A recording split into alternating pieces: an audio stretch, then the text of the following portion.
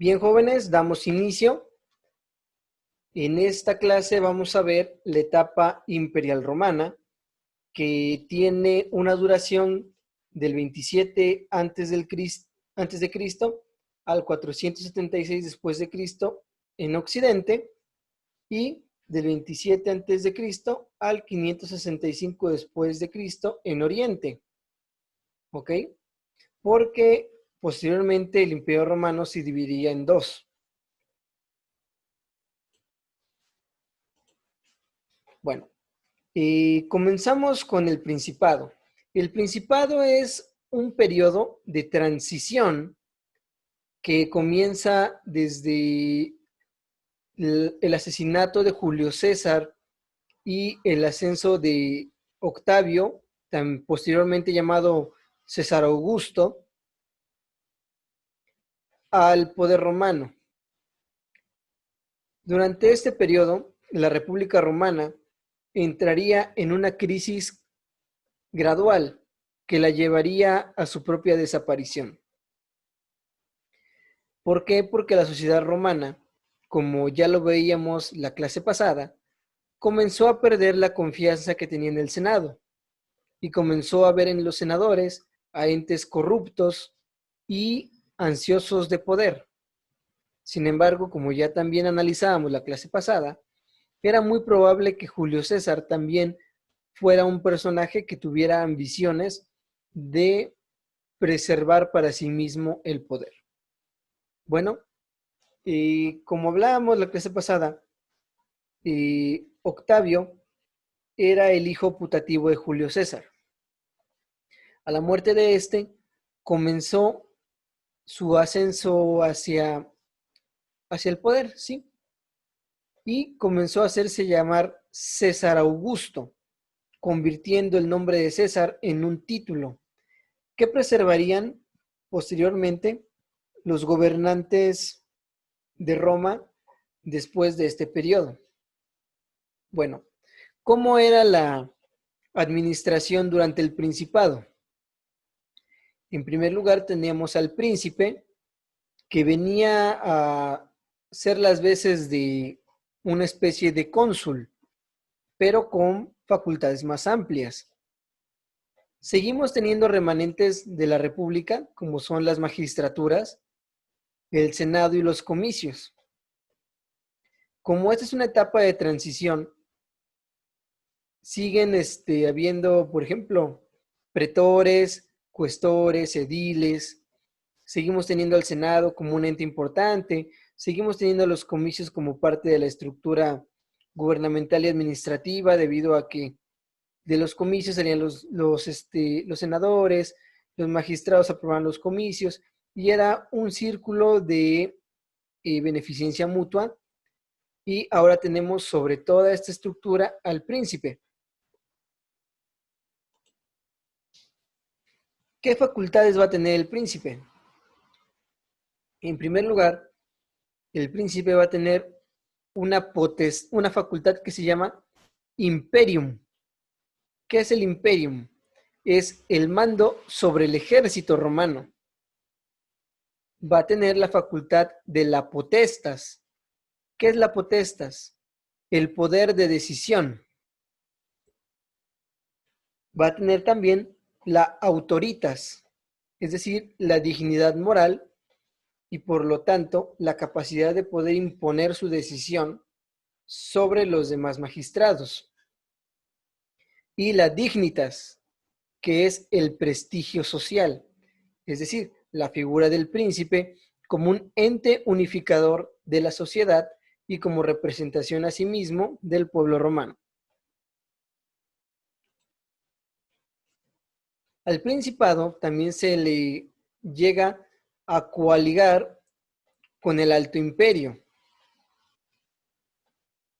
pero sin embargo hubo ciertos problemas. En primer lugar, fueron institucionales.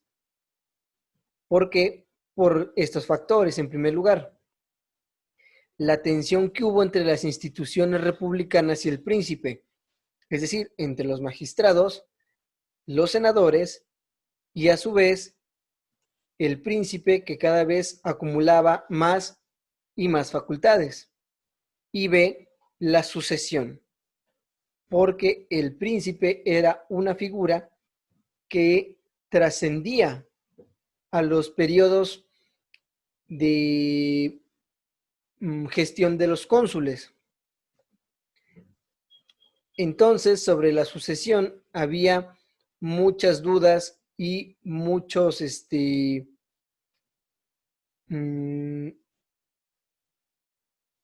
había situaciones que no estaban claras.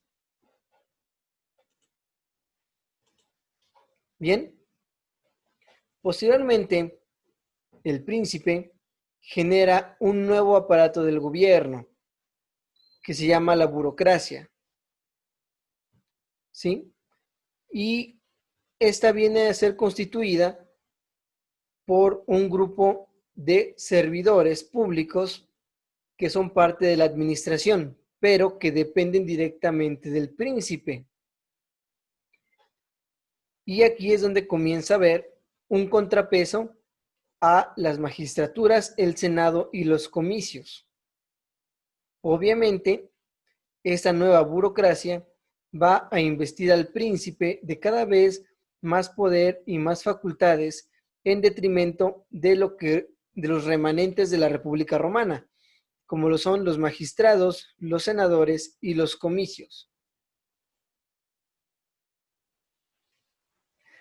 Posteriormente, en el Alto Imperio, ya una vez afianzado el gobierno imperial y autócrata, comienza la etapa de las dinastías. ¿Por qué se le dice las dinastías? Se determina que la sucesión va a ser por familias. Y encontramos 4 grandes familias dentro del Alto Imperio. En primer lugar, vamos a encontrar la casa de los Julio Claudios. Posteriormente, la casa de los Flavios. Posteriormente, la casa de los Antoninos y finalmente la casa de los Severos.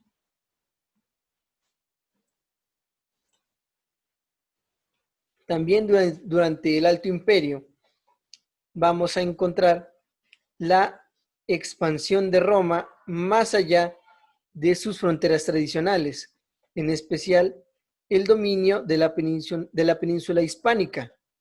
También encontraremos aquí el periodo de mayor obra arquitectónica.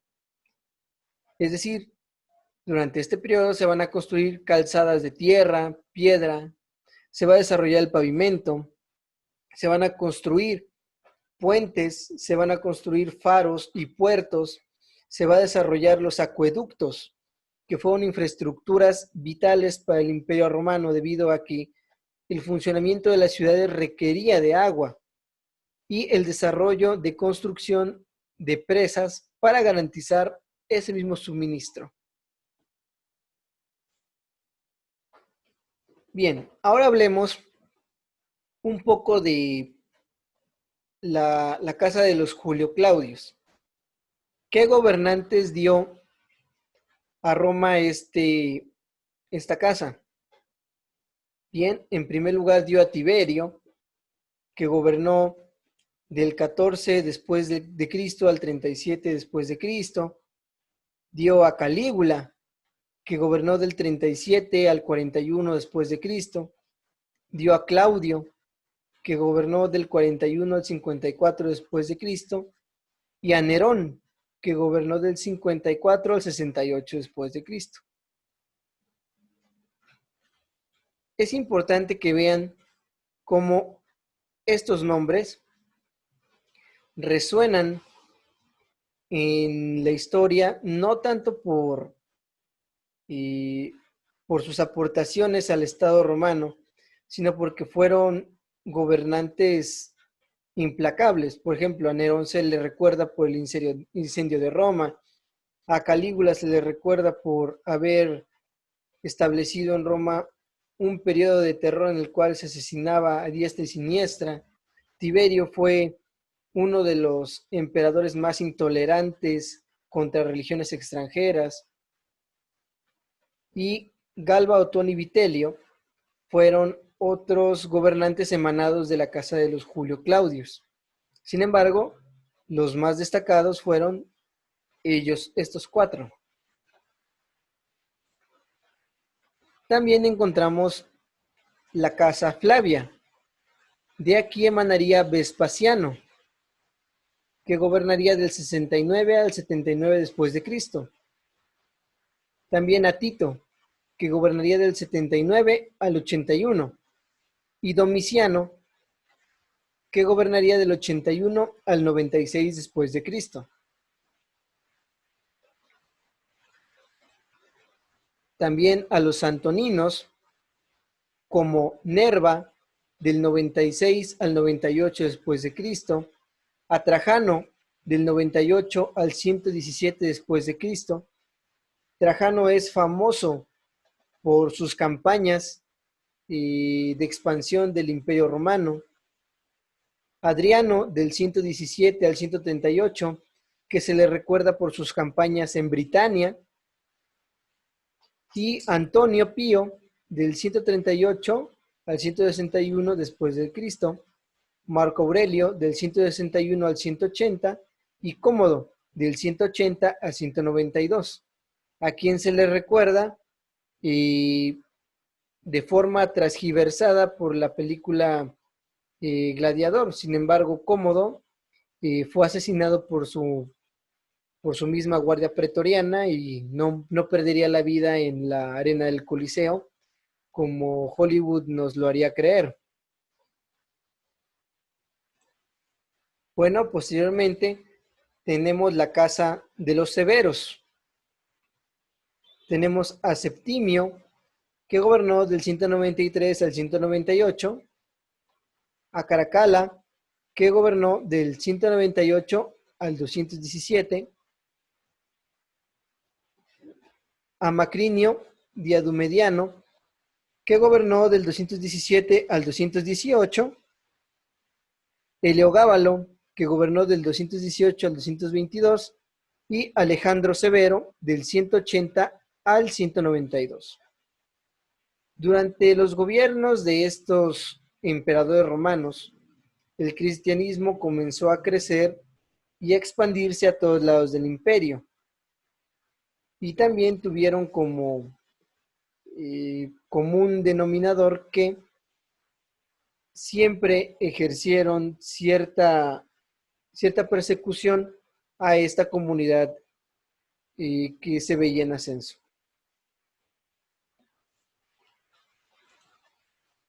Bien, posteriormente vino la época del dominado, en donde comenzamos a encontrar dos figuras importantes. Primero, el Augusto Emperador, que era respaldado por la burocracia, y el César Cónsul, que era el encargado de los ejércitos romanos. Sin embargo, llegó la crisis del siglo III. Habían transcurrido más de 20 emperadores y comenzó a haber una desconcentración territorial, lo que provocó un desorden en el ejercicio militar y la identidad romana comenzó a perderse. Hubo cierta crisis moral y el empoderamiento de la burocracia provocaba que el gobierno fuera ineficaz e incapaz de administrar el vasto territorio que representaba el Imperio Romano.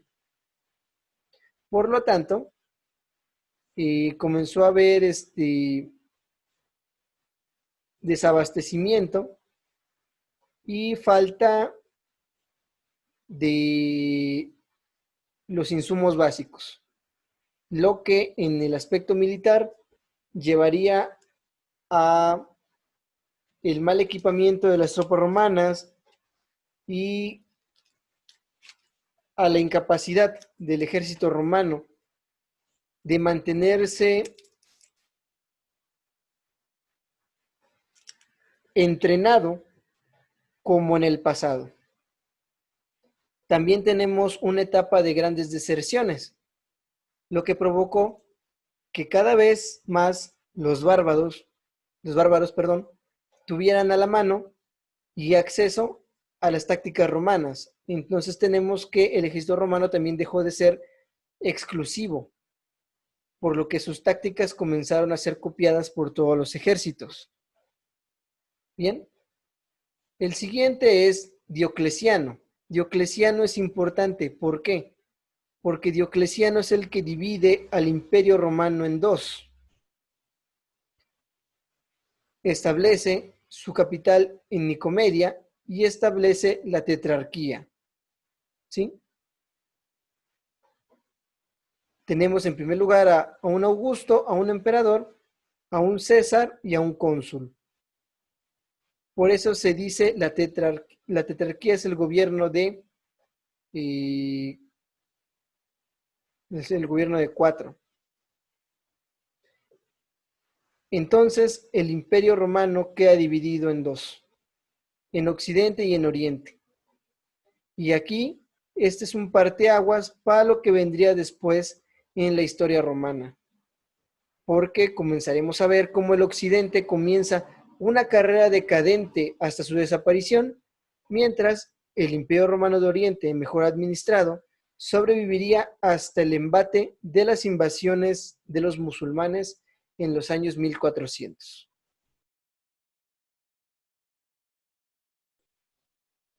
Mencionábamos que la etapa del dominado tuvo un punto muy importante con Diocleciano, que gobernó del 284 al 305 después de Cristo. ¿Qué hizo Diocleciano? Diocleciano divide administrativamente el Imperio Romano en dos mitades, en la mitad oriental y la mitad occidental, y donde vamos a encontrar dos Augustos y dos Césares, en un gobierno que se llamará la tetrarquía, o que es el gobierno de 4, ¿no? Bien, de todos los gobernantes de esta etapa, resalta Constantino, que gobernó del 306 al 337 después de Cristo. Él establece su capital en Constantinopla, en la parte oriental del Imperio Romano. Parte de lo que lo hizo famoso fue una batalla la cual gana con una desventaja numérica muy clara. Y cuenta la leyenda que fue debido a una visión que tuvo en el cielo. Cuenta la leyenda que vio una cruz en el cielo y que le hablaba diciéndole que pintara ese símbolo en sus tropas y que si lo hacía vencería al ejército contrario. Hecho esto, lo logra y debido a este evento, Constantino comienza una serie de reformas que devendrían en la oficialización del cristianismo como la religión oficial del Imperio Romano. Esto a través del Edicto de Milán y del Concilio de Nicea. Reorganizó las tropas y estableció 3 criterios para la unificación de Roma. El primero era una religión única.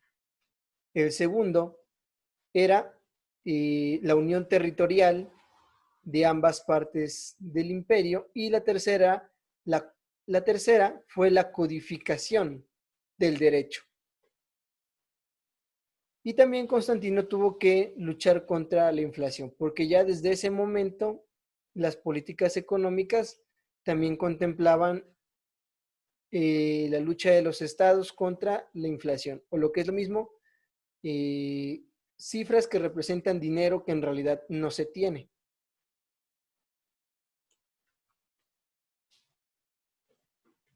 Posteriormente encontramos a Teodosio, que gobernó del 379 al 394. Él pondría fin a la esclavitud y comenzaría las relaciones entre los colonos como clientes. Publicaría el Código Teodosiano, que fue una codificación de leyes y también se le conoce como el último gran emperador. Fue el último gobernante que en realidad buscaba la unión y la prosperidad de Roma, y a partir de Teodosio vendría una gran decadencia que devendría en la caída, en primer lugar, del Imperio Romano de Oriente, perdón, de Occidente, y posteriormente con la caída del Imperio Romano de Oriente. Bien, como les comentaba, el primero en caer fue el Imperio Romano de Occidente. Fruto de las invasiones bárbaras, muchos pueblos comenzaron a ser desplazados y a solicitar asilo en Roma o en territorios romanos. Esto provocó que pueblos muy numerosos ahora estuvieran asentados en territorio romano. También tenemos una crisis económica debido a que el gobierno romano no podía sostener de forma efectiva el pago de su gobierno o inclusive de sus tropas. Para esta época, el ejército romano regular, ese ejército que estaba preparado para conquistar el mundo, ya no existía. Básicamente se sostenía de mercenarios y de voluntarios que venían de Germania.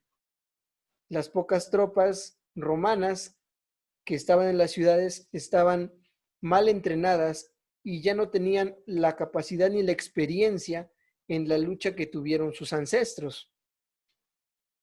También tenemos que hay una profunda influencia del cristianismo que también comienza a influir en Roma para evitar continuar con su expansionismo territorial. Y en el 476, Rómulo, que fue el último rey, el último emperador de Roma, cae ante Odoacro, que era el rey de los godos. Sin embargo, esto fue un evento curioso debido a que los godos lo único que buscaban era asilo, porque ellos venían huyendo de los hunos. Los godos solicitan asilo político en tierras romanas.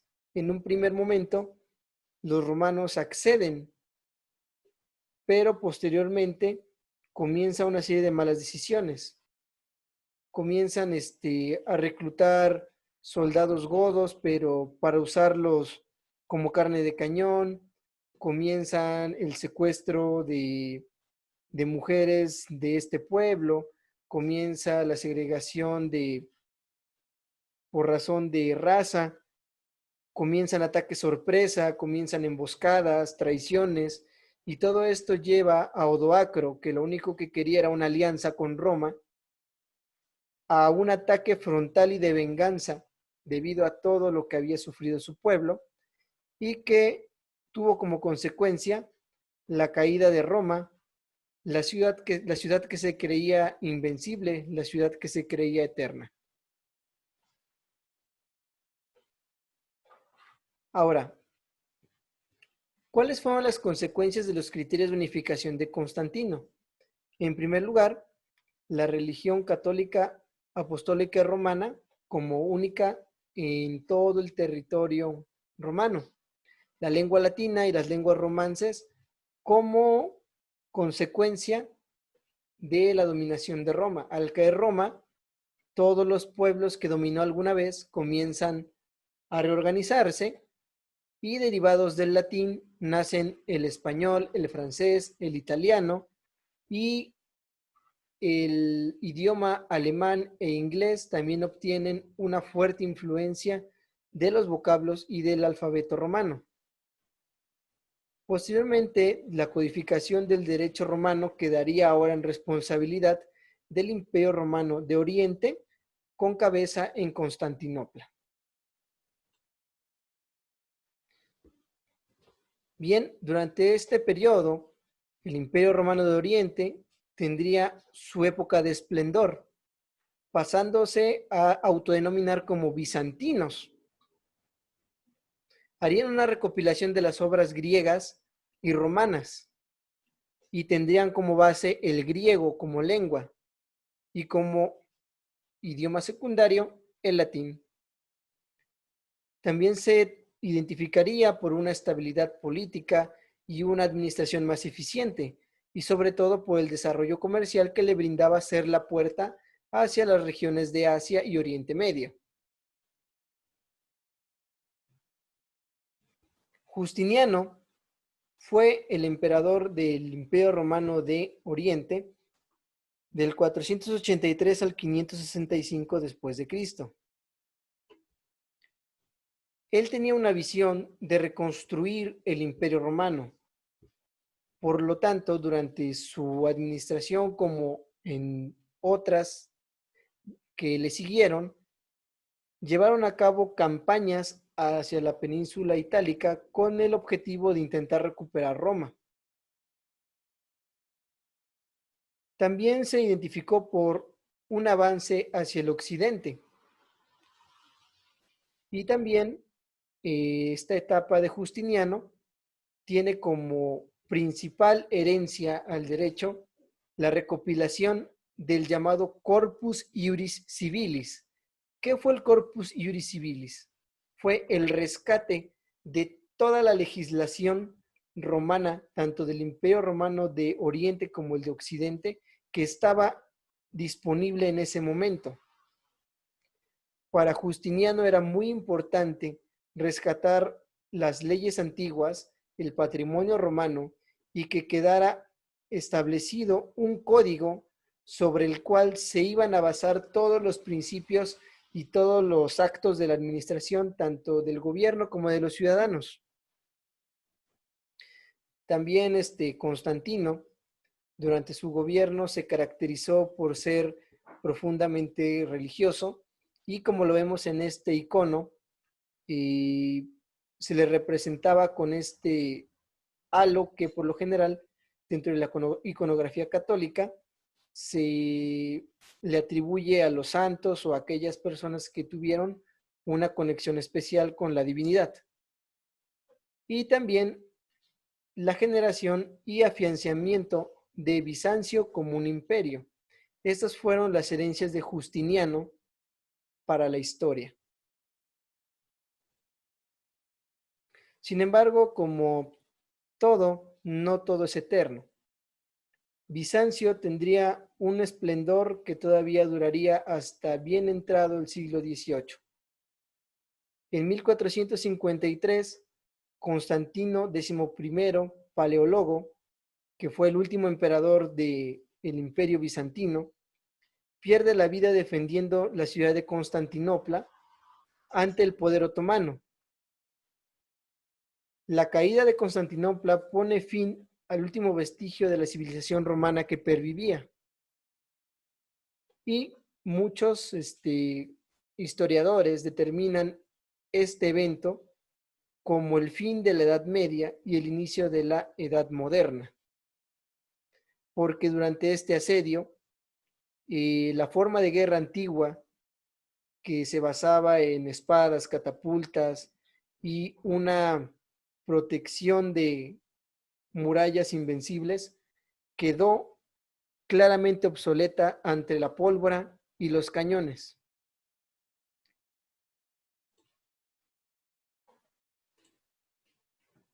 Y bien, jóvenes, esta fue la segunda parte de la clase.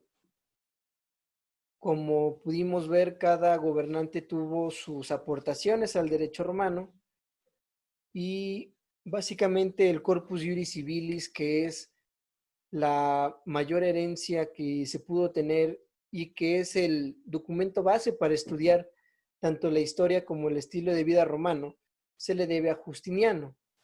Justiniano podría decirse que fue el que aporta las bases jurídicas para las sociedades que tenemos actualmente, para poder comprender lo que era la propiedad, la personalidad, cómo se iba a determinar si una persona existía o no existía, cuáles eran las facultades de los padres para con los hijos, cómo se iba a castigar a los que infligieran las leyes, porque todo eso contiene el corpus juris civilis.